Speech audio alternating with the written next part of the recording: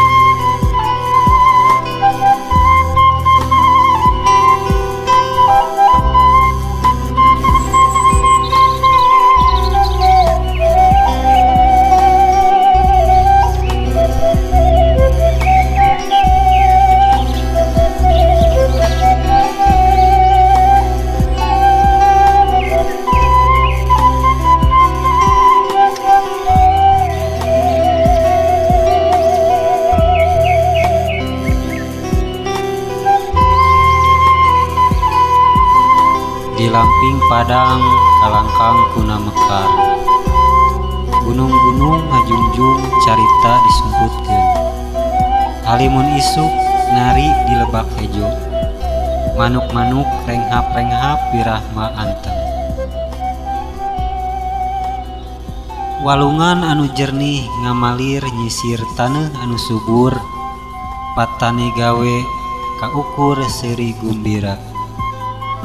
Imah dina pipinggir nangtung diantara tangkal, hirup basajan pinuh ku katentreman. Panon poe surup langit robah warna, oranye beureum wungu, lukisan anu abadi. Bentang-bentang paburencai di langit peuting nu sepi. Carita Gunung Padang ngaguar dina hate.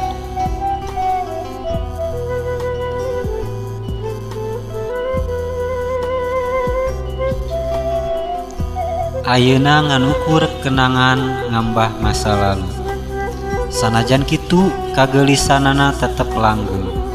Nyelap dina hate nyaeta carita Gunung Padang tercinta. Pesona alam tetap dijaga dugi kawaktos bercinta. Gunung Padang misteri tetap caket. Sejarah dikubur waktu teu bisa dibeungkeun. Batu raksasa bisikan zaman baheula. Saha nu ngawanguna salawasna patarosan teu diwalan. Naha aya kerajaan kuno nganggo teknologi disumputkeun atawa eta ngan jagat raya atawa digawe alam semesta. Teori muncul milarian benang bereumna atawa benang umumna, tapi tetarucingan tetap nangtang akal sehat. Lapisan kalapisan sajarah dikubur jero. Ngadaguan leungeun ahli pikeun nembongkeun Rusia. Gunung Padang nyepeng hiji carita anu teu acan kaungkap. Meureun hiji poe beneran bakal dipake. Misteri Gunung Padang beuki narik perhatian. Hiji teu kabadag pikeun sakabeh manusia. Ngantosan waktos anu pas pikeun ngungkapkeun Rusia Gunung Padang. Saksi sepi sajarah pinuh ku kasaktian.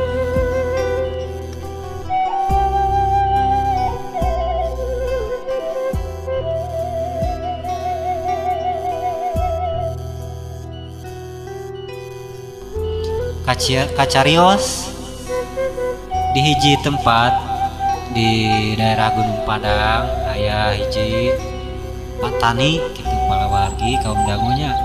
Ieu patani teh atos sepuh. Anjeunna teh damalna teh ngan di sawah we kitu tah. Di lamping we. Nyata di Gunung Padang di lembahna kitu nya. Bangsa sekop, bangsa batu aneh tur teuas. Celah leutik dibuka ngaluarkeun cahaya.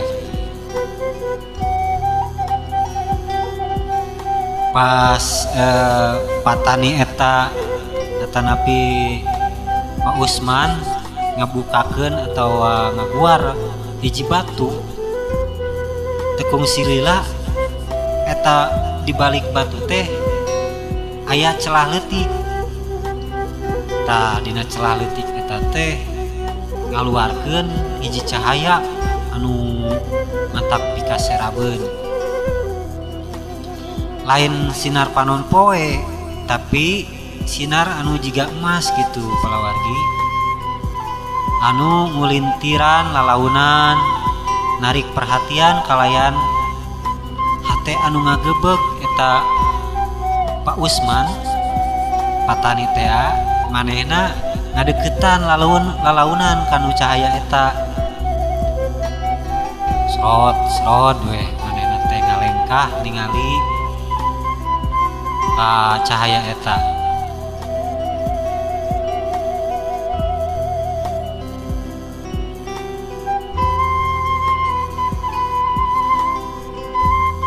Hawa tiis nyecep sengit-sengit hiji karaton megah manjang di tanah siri jempe anu katingaliku Pak Usman teh. Nyata hiji kerajaan anu agreng anu di jero eta sejenis ruang waktu gitunya. Aya hiji kerajaan di ruang waktu itu teh. Raja jeung prajurit diasa dina emas bersinar. Maksudna diasa teh kitu silih asah silih asih silih asuh dina rarangken emas anu aya dina kerajaan eta. Ieu Pak Usman nyata patani teh anjeunna tiasa ningali wangunan eta wangunan kerajaan anu di jero portal Gunung Padang eta. Batu-batu disusun rapih. Teknologi anu disumputkeun ku kerajaan eta jauh saluareun nu ayeuna. Jadi teknologi nu ayeuna mah jauh pisan dibandinganana. Eta mah meureun geus modern najan aya di ruang waktu anu baheula oge. Pak Usman teh diawaskeun kaliwat poho Kerajaan Sunda makmur jeung makmur samemeh akhirna sirna tapak lacakna. Jadi portal eta teh gancang nutupna gitu. Tas parantos Pak Usman ningali dedegan kerajaan teh langsung we eta teh nutup gitu portal teh. Ninggalkeun Pak Usman sorangan. Kalayan carita anu endah rahasia Gunung Padang disimpen dina ingetanana Pak Usman. Nyaeta patualangan magis anu anjeunna moal hilap saumur hirup oge. Pak Usman tebel leungeunna oyak nyekel hiji kotak kai. Nyaeta kotak kai berbentuk ukiran luarna teh. Pamirsanya jadi kotak kai kerajaan anu dina aya di kerajaan di portal Gunung Padang eta disimpen eta teh di pusaka teh samar-samar mangrupi keris nyata ujung dari di awal nepi ka ujung teh aya ukiran nagana kitu nya. Gagangna teh dijieun tina batu permata katutupan permata kitu gagangna teh aya permataan. Ceuk Raja Gaib teh cenah kieu ka Pak Usman nyarios. Ieu pusaka lain keur anjeun ngadaguan prajurit anu manahna bersih tur jujur. Eta Raja Gaib teh nyarios ka Pak Usman. Terus eta pusaka teh diteuneun pageuh di tempat anu suni disumputkeun ku Pak Usman teh. Da cenah ngadaguan momen anu pas datangna pendekar atau jawara anu bakal muncul engke nu berhak nyandak pusaka eta. Keris ngagelenyu tanaga mapai lirih neangan nu bogana saha nu pantes jeung pantes nyekelna ngan hate anu bersih anu tiasa ngaraos nanti ngarasakeun getaran aura keris eta teh. Jadi lamun anu kotor hatena mah moal bisa ngarasakeun kitu nya. Leres bakal manggihan anjeunna hiji poe si jawara eta teh anu bersih hatena. Jadi bakal jodona jeung pusaka eta. Waktu terus maju, carita pusaka disimpen rapi ku Pak Usman. Ngadaguan jawara anu bakal muncul ke tempat anu teu disangka-sangka, ti tempat anu teu disangka-sangka. Gunung Padang saksi sejarah jeung misteri. Pusaka kerajaan kuno ngantosan juragan anu dipilih. Kalangkang hideung atuh teu lila katingali nyamperkeun ka Pak Usman di kajauhan. Ditukangeun tangkal anu lebeut pisan daunna kitu tah duka tangkal naon palawarginya. Eta tangkalan teh dipake nyumput ku anak buahna Dadung Angkara panglima anu iana teh. Terus we eta teh mata-mata Dadung Angkara teh ngalengkah ka hareup kalayan hate cangcaya. Anjeunna teh geus ningali, jadi geus ningali cahaya tinu pusaka anu disebutkeun ku Pak Usman teh gitu ta si mata-mata eta teh. Jadi rahasia anu disebutkeun ku Pak Usman nu tadina kajaga rapi ayeuna mah geus kanyahoan gitu mah nya. Tah terus we langsung lompat eta mata-mata teh nuju ngabujeng ka tempatna Dadung Angkara. Nyata di hiji tempat anu tempatna ngariung jeung anak buahna. Pikeun ngabejaan ka pimpinana mata-mata eta nyata Dadung Angkara teh anu panglima anu berkhianat ka kerajaan Badranegara teh nya pamirsa. Ayeuna Dadung Angkara hayang ngawasaan harta pusaka eta atau seterangan mah gitu nya. Jadi kabitaeun gitu hoyong ngabogaan pusaka eta. Atuh lengkahna Dadung Angkara teh buru-buru ka ngabujeng ka tempatna Pak Usman gitu. Ngaliwatan rungkun, ngaliwatan leuweung gitu nya di tempat Dadung Angkara teh ngabujeng ka Gunung Padang. Ate deg-degan sieun bahaya nu ngadedel.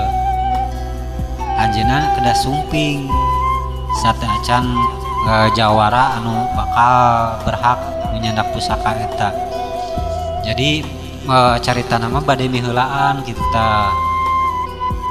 Dadung Angkara teh miheulaan nyandak pusaka eta.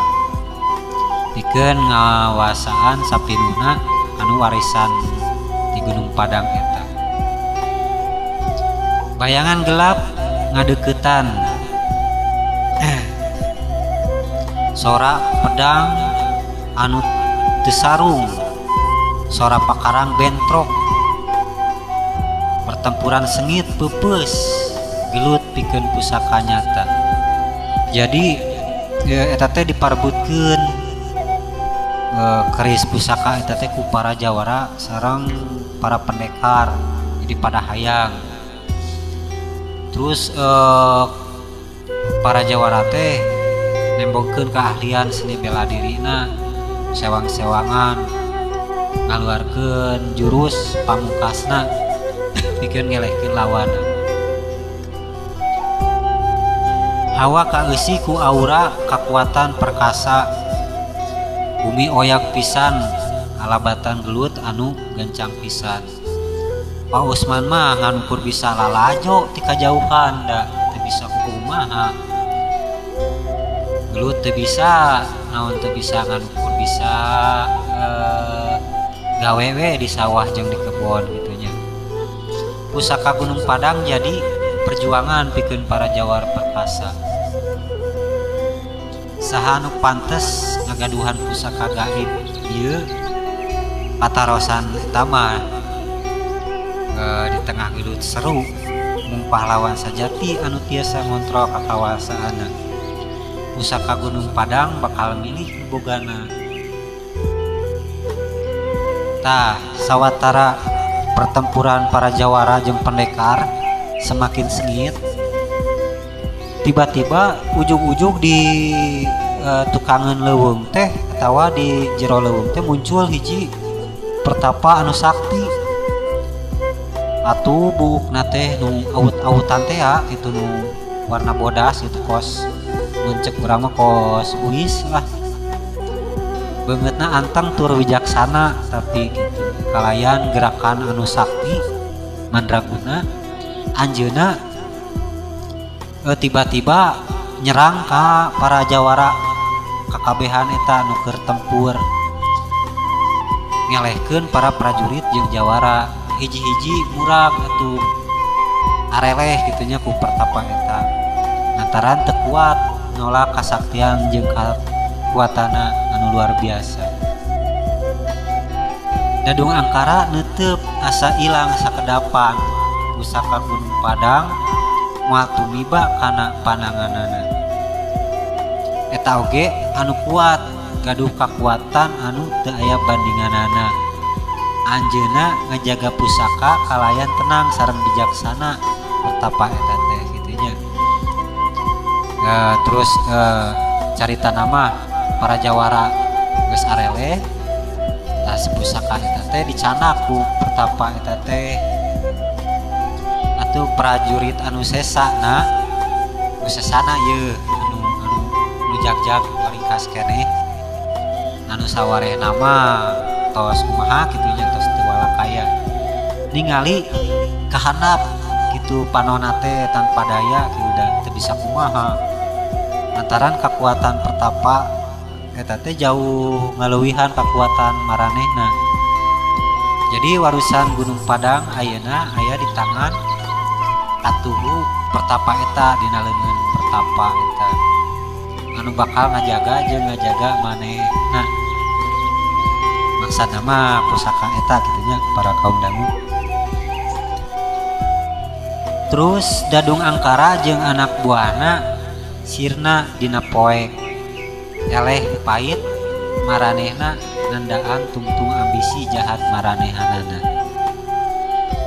Aduh palawargi hapuntanya suanten abdi rada silung gitu tah rada salesma gitu kitunya aduh ya dihapunten mangga orang lajengkeun deui eta pertapa teh anu kuat anu sakti nembe langsung ngaleungit di hadapan para jawara sareng Pak Usman teh. Pak Usman oge kuat gogodeg ningali pertapa eta ngaleungit teh kitunya luar biasa.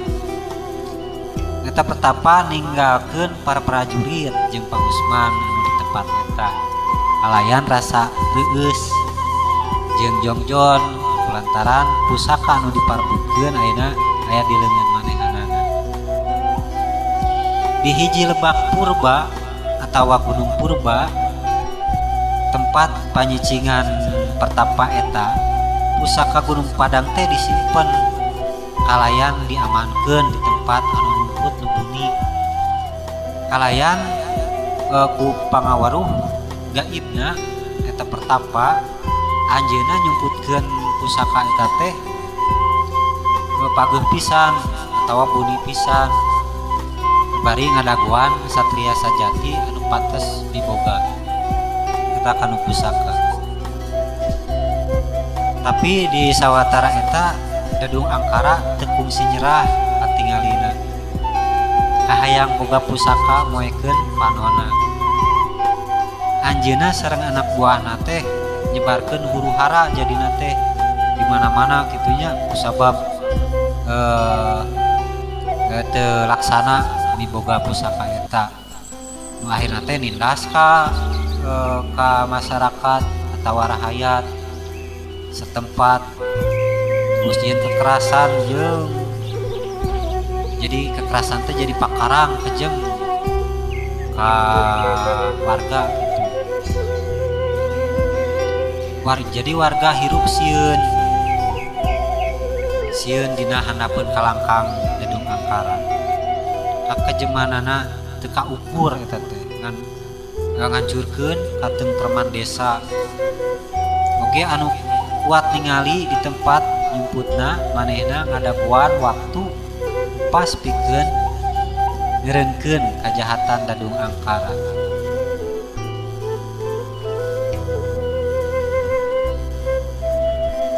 Pusaka Gunung Padang nungguan pahlawan sajati sementara eta gelap nyerahkeun bumi. Perang hebat bakal lumangsung antara alus jeung jahat. Nasib ieu warisan jeung nagara gumantung kana saha nu bakal meunang. Beja panganiayaan Dadung Angkara ka warga nepi ka kuping ku ka pendekar Bangbayang nyata pendekar anu gagah sareng Nyi Cantini pendekar Jamparing teh duanana oge teu cici ngadangu kitu mah. Terus saya ngabujeng ka kajadian anu palawarga eta di Tandasa maranehana duaan wani ngalawan jahatna Dadung Angkara jeung anak buahna. Terus sadugina di lokasi Dadung Angkara langsung wae pendekar Jamparing sareng pendekar Bang Bayang teh nyerang ka pihakna Dadung Angkara. Pertempuran sengit oge lumangsung jadi rame gitunya antara Dadung Angkara jeung pendekar Bang Bayang teh. Dadung Angkara nyaliara dina kajahatanana. Prajurit jahat mantuan kalawan kakuatan maranehanana. Roh-roh jahat milu perang ngabantuan Dadung Angkara. Nyiptakeun suasana tegang kalayan kekuatan gaib anu pikasieun.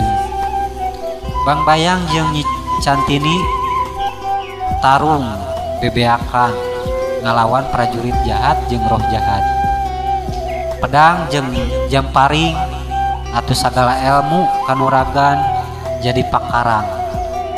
Merangan kajahatan pikeun keadilan jeung perdamaian di nagara sabunireun Gunung Padang. Perang sengit lumangsung haritanya palawargi.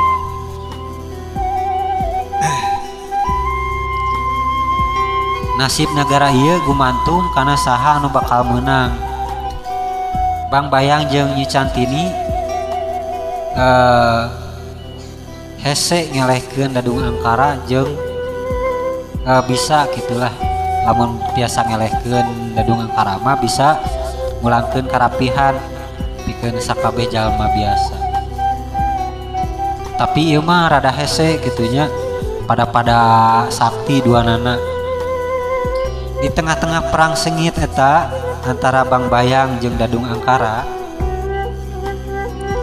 katingali hiji awewe korban kekejaman Dadung Angkara. Anjeunna teh nuju ngandung kakandungan gitu tah.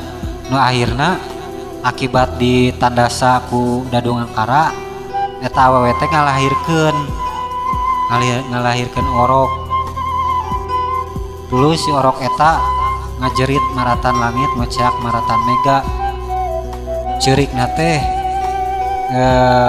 gitulah gitu handaruan gitu alam semesta. Nyata orokna teh orok laki-laki gitu.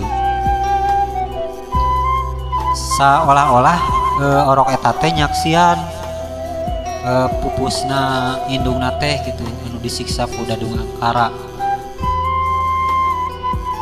Ceurikna teh bangun pait gitu nu sedih pisan. Sora ceurikna teh pinuh ku kasedih lah gitu palawargi. Atuh hate Bang Bayang jeung Nyi Cantini keuna hatena nyaksian eta kajadian teh.